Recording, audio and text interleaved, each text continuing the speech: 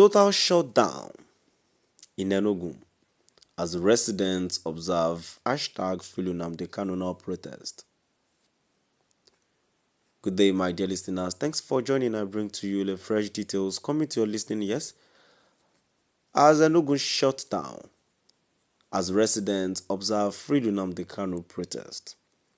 Moving on to the full details, kindly please ensure you like, subscribe to this channel, and share.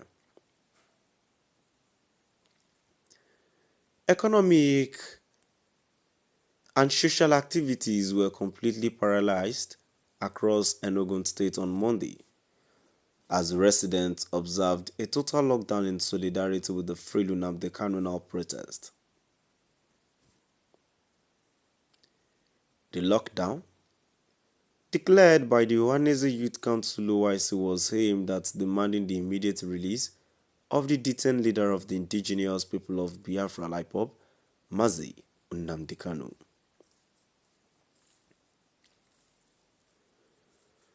According to this newspaper, petrol stations, shops, and markets were shut down, while major roads were deserted.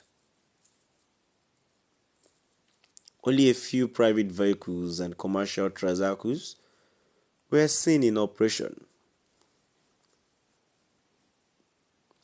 Major routes such as the Enugu-Abakaliki Road, Enugu-Onitsha Expressway, and Enugu-Okigwe Port Harcourt Highway were particularly affected, with little to no vehicular movement recorded. In a statement, the OYC described the total shutdown as a moral and patriotic duty, stressing that it was a peaceful show of solidarity, declaring that the Igbo nation stands with truth, justice, and the rule of law. The group added that the action was a non-violent demonstration of unity and conscience meant to draw attention to the perceived injustice and marginalization of the Igbo people. While the lockdown is expected to have adverse effects on the state's economy, with businesses counting losses, the OYC maintained its firm stance on the demanding for Kanu's release, insisting that justice and equality must prevail. My dear listeners, now I've come to the end of our today's news. And now before I go, in contribution to the news that I've read, I've always been saying this and I'll still say it today that Nnamdi Kanu does not deserve to be in DSS detention till this moment. But we all understand that the reason why Nnamdi Kanu is still in the detention till today is as a political reasons.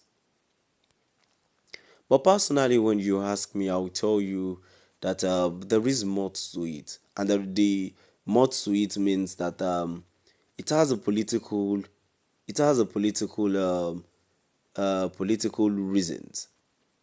It has a political reasons, and the political reasons has been that refusing to listen to what Nnamdi Kanu and his people want. Actually, I don't expect them to grant to Nnamdi Kanu everything he wanted.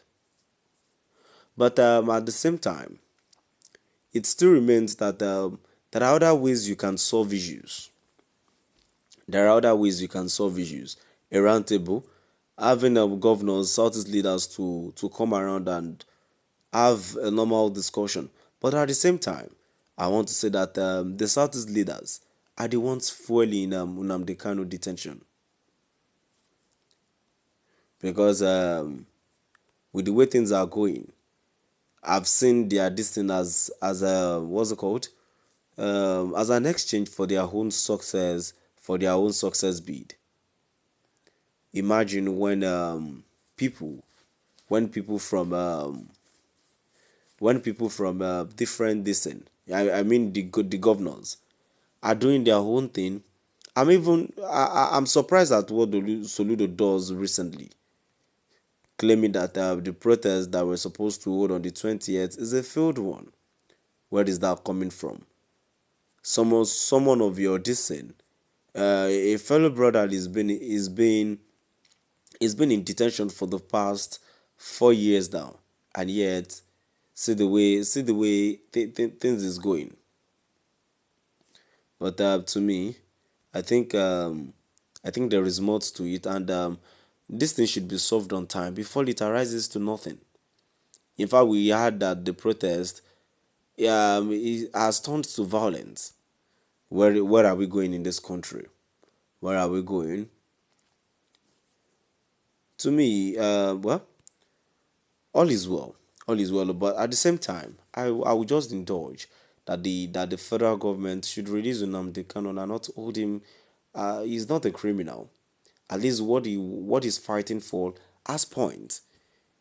Having a roundtable discussion with him would not cost them anything instead of offering him bribe. And you know that Nnamdi Kanu is adamant to that he would not take any bribe. So my dear listeners, on this note, kindly please ensure you like, subscribe to this channel, and share. Kindly please do drop by the comment section and let us know what your view is all about.